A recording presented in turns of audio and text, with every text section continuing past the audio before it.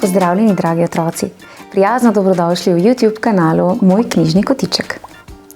Praznični dnevi so kot nalašč za številne kulinarične dobrote, ki požejo naše brbončice. A kaj se zgodi, če je hrane preveč?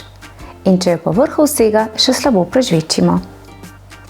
V tokratni pravljici bomo na zanimiv način spoznali, kaj se dogaja v naših želodčkih. Predlagam, da se udobno namestimo in prisluhnemo pravljici z naslovom Novice iz vlaka Trebušaka.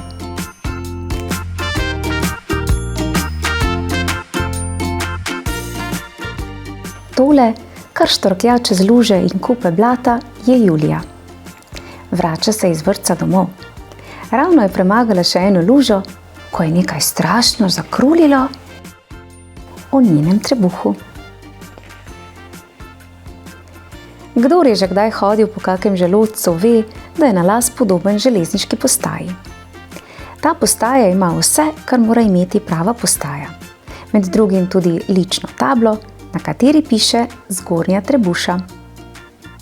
Tu živi pridno ljudstvo želodčkarjev in njihova naloga je, da meljejo in predelujejo hrano.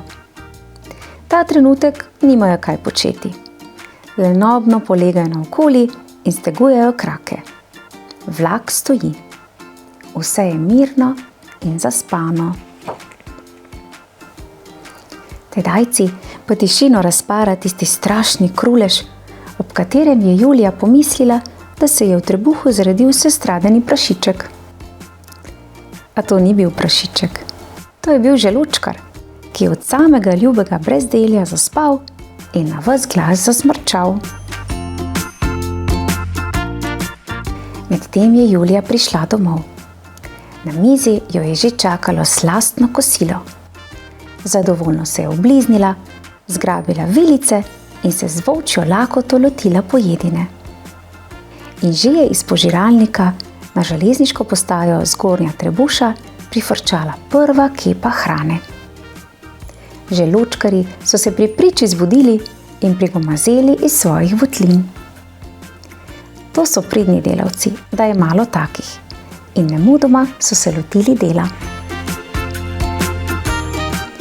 Tedaj se je razbesnela prava ujma. Bilo je kot na sodni dan. Izpod neba so deževale velikanske kače špagetov in padali listi frfotajoče solate, velike kakor rjuhe, vmes pa so treskali kosi mesa, težki kot skale. Želodčkarji so obupano vili z rokami, si pulili lase in opili vse povprek. Le poglejo, že spet ne žveči, kaj nima zob, smrklja. Ti kosi so vendar preveliki, tega ne bomo zmogli sami. Nazadnje jim ni preostalo drugega, kot da se vdajo v usodo in se vržejo na delo. Le kako bodo vlaki odpeljali po voznem redu, so si razbijali glavo želodčkarji. Saj nismo čarovniki, da bi vso to ropotijo zmleli v tako kratkem času. Garali so na vse pretege, da jim je pot curljal iz nosu. Ampak delo jim je šlo le počasi od rok. Kup hrane pa je bil vse višji in višji. Tedajci je nekemu želodčkarju priletel na glavo velik kos mesa, da se je ubožec zvrnil na tla in omedlel. In v globokem snu so ga obiskale prelepe sanje. Nenadoma je postal turistični vodič, ki je skupini obiskovalcev razlagal delo želodčkarjev. Če nam tam zgoraj hrano tako prežvečijo, kot se spodobi, so špageti, ki letijo k nam dol, kakor ljubki črvički. Listki solate in jabolčni drobci pa kakor puhaste snežinke, ki padajo z neba. Takrat nam je delo v veselje in tudi, če nam kako cvirek prileti na glavo, nič ne boli. In kot bi mignil, naložimo v vagone. Jedači premešamo veliko tekočine, saj brez nje ni dobre prebave. In poleg tega je škropljenje tako zabavno. Še najbolj pa uživamo, ko pripravljamo kašo. Ta mora biti ravno prav zmešana. Ko je vlak naložen, ga odpeljem na konec želodca in nestrpno pomaham vratarju, naj mi brž odpre velika vrata. To je vhod v tenko črevo. Tenko črevo pa je dolg, ozek, temačen in ovinkast predor. S stropa vse posod bingljajo cevi, ki iz vagonov posesajo užitno hrano in jo skozi stene pošljejo v kri. Ta jo potem odplavi tja, kjer jo telo potrebuje. Jaz pa se peljem še globlje po vijugah temačnega rova, prav v debelo črevo in čisto do konca, kjer se dela dan. Tam lokomotivo ustavim, počakam, da se odpro še zadnja vrata in zvrnem ostanke hrane skozi luknjo. In ko od spodaj iz bele skodele, ki jim ljudje pravijo školjka, zaslišim štrbunk, vem, da je moje delo opravljeno. Hej, kaj pa je s tabo? Je rekel neki glas od zgoraj. Ubogi želodčkar se je zdramil iz sladkih sanj. Okoli njega je stalo nekaj njegovih tovarišev. Stresali so ga za ramo in se ga zaskrbljeno ogledovali. Toča hrane se je bila medtem sicer unesla, na tračnicah pa se je vseeno nagrmadila pravcata gora. Vsi vlaki, razen enega, so že odpeljali in bili so tako zvrhano polni, da so jim ječala kolesa. Le kako bo to zdaj želodčkarji predelali in razvozili vso to goro jedače? Da bi bila mira polna, je od zgoraj nenadoma zavel mrzav veter. Brr. Iz požiralnika je z glasnim bobnenjem prihromel pravi hudournik belo-rjave čobodre, vaniljev in čokoladni sladoled. To pa je višek, so ogorčeno vzklikali želodčkarji. Kar je preveč, so stokali tisti, ki so se komaj izkopali iz zameta.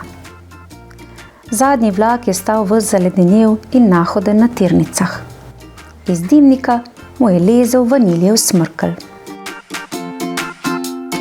Želodčkarjem je prekipelo. Bomo pa stavkali, so sklenili. Zbrali so se na kup, jezno vzklikali in na ves glas zabavljali čez Julijo.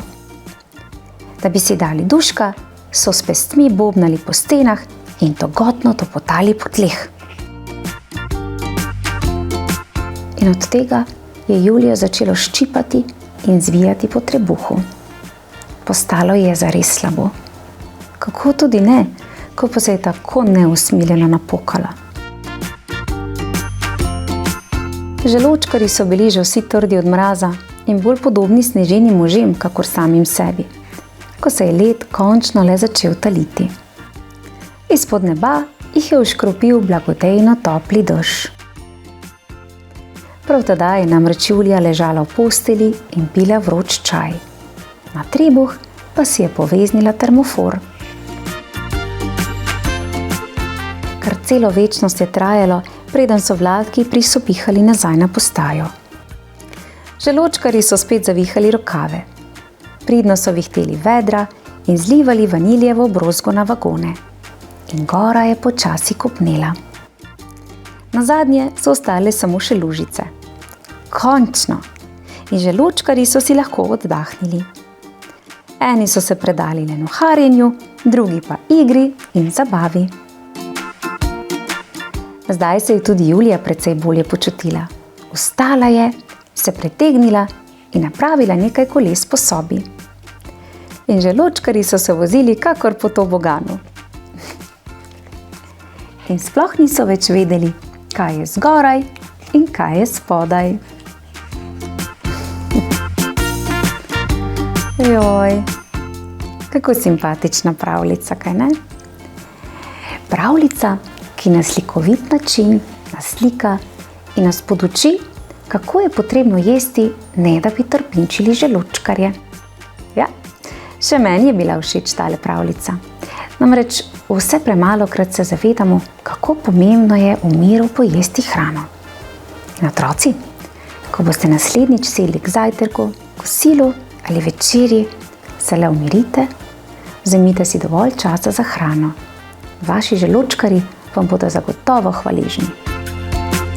Otroci, v mojem knjižnem kotičku pa prisluhnete še pravljici Škrat Brokolino ali Pametne glave so vedno zdrave, ki vam bo prav zagotovo tudi všeč. Lepo se imejte in uživajte. Čau, čau! Ja. Pa še kako je resnična tale zgodba, ja? Se vse premalokrat zavemo.